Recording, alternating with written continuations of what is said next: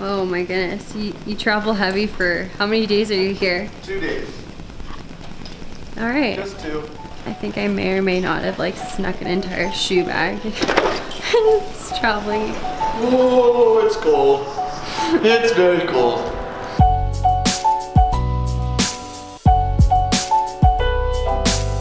Just made it here to Aspen. It's about 13 degrees. I don't think a Southern California boy like me is built for this, so I'm gonna have to pull a couple more sweaters out of my bag. All right, so after about 20 hours of travel, we are here. What? Oh, it's just ceramic, thank God. Here is our room. We're staying at the Hotel Jerome. Yeah, Hotel Jerome. I made you an espresso, baby. You made me an espresso? Yeah. We're doing shots right now. It's been a long day. Cheers!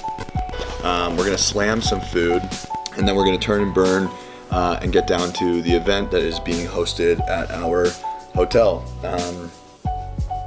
No excuses. We're on the road.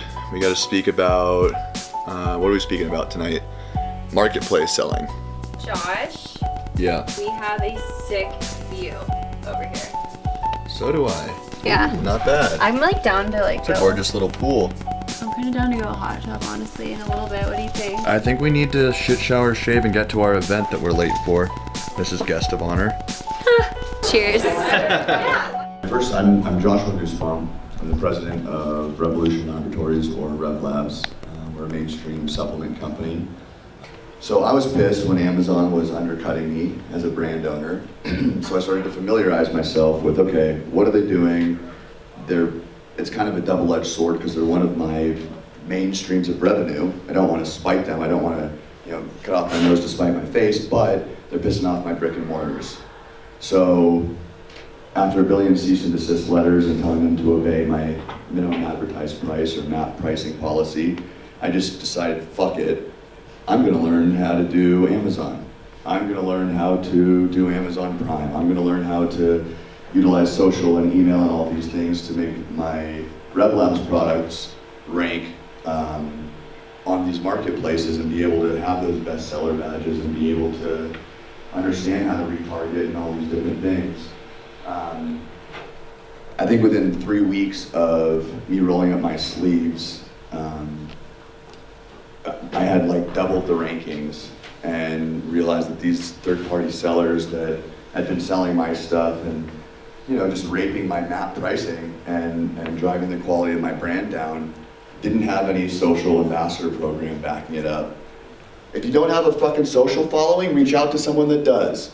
Feel free to mob Liz Corvino right here. She has 250,000 followers. I want everyone to bug the shit out of her after this. Asking if she'll promote your products. I want to see how she handles it. And I'm gonna film it. There you go, for your blog, baby. Great. That lets them know that you care a lot of the time. That will reduce the amount of customer service calls you get. Just them knowing that you give a shit. You ever notice when you ignore someone's call, and then you finally call them and they talk to for 30 minutes or an hour and a half or whatever it is, and you're like, shit, this is why I ignored the call in the first place? Well, a lot of the time if you just answer those first calls, those second calls, those third calls, and they don't have that built up energy that they're not being heard, they don't have all of that shit to dump at you. When they're getting a call center in India that put them on hold for however many minutes, and it's the third time and they're reading some script and there's not a lot of humanity in it, you bet your ass that client's gonna be like, shit, I've never filed a complaint in my life, but you bet your ass I'm gonna go fucking have a witch hunt to go after this company. So this is a common misconception, and I fell victim to this when I was first starting RevLabs in brick and mortar. And I obviously had the sales funnels that you're very familiar with and had driven traffic for us for. And it's the old way of thinking. And the old way of thinking is the following. You drive traffic to your main direct response funnels. You have big name endorsements or high profile brand marketing. You have brick and mortar retail storefronts, and then you're doing all this ancillary support through events and expos and demo teams going around to businesses that are passing out samples. You have the girls with the tits and the social influencers, and you have all this other stuff, and then Amazon will be the back end. Be the net that catches everything that spills over, yeah, exactly. or falls in between and that's how I feel gaps. now, yeah, which is kind of like, And that's a misconception, yeah. and that's what I'm wanting to begin with correcting, because that's how Amazon used to be, when it went from like selling books to being a medium platform to being like a pretty universal platform that everybody had some degree of experience with. Now it has shifted from, so when everybody had a certain degree of familiarity, maybe they saw EndoRev in Vitamin World, but they looked it up on Amazon and it was cheaper on Amazon, so they bought there instead, right? That's a spillover example.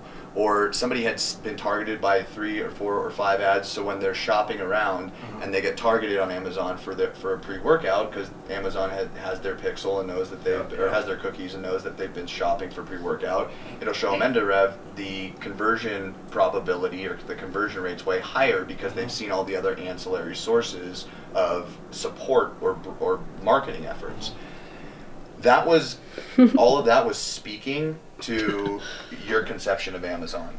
What Amazon has become now is everything that we just said, and also another primary driver. Yeah.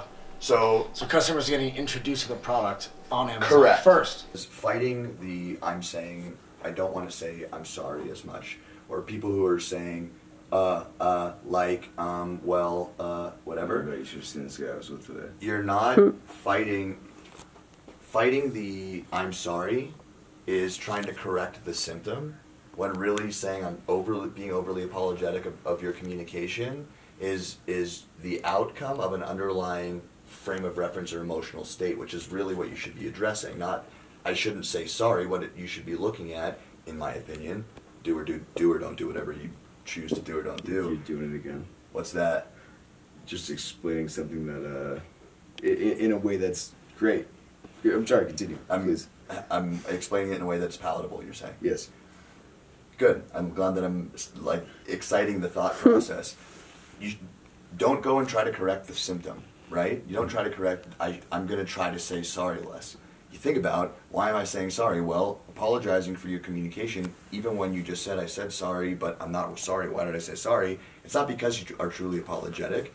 It's because you're excusing the communication because you're uncomfortable with whatever discomfort that potentially could create. You're not exploring why you did it in the first place. Correct. So, if you shift into a state of, I'm acknowledging that good, bad, ugly, or indifferent, I'm gonna say whatever it is that I mean, and I'm gonna preemptively grant myself permission to speak sincerely in this conversation, the I'm sorry will go away automatically, because you will already be operating from a state of certainty that whatever comes out of your mouth is your truth. People are constantly fucking lecturing me. The market is this. The consumer wants this. Let me fucking tell you something. Either you go into agreement with reality, the world around you, or you are stubborn enough to make reality come into agreement with you. And that comes from straight certainty of conviction. It's not loud. It's not promotional. It's not having the right fucking words or the right fucking skill set. It is just a decision that this is the way things are.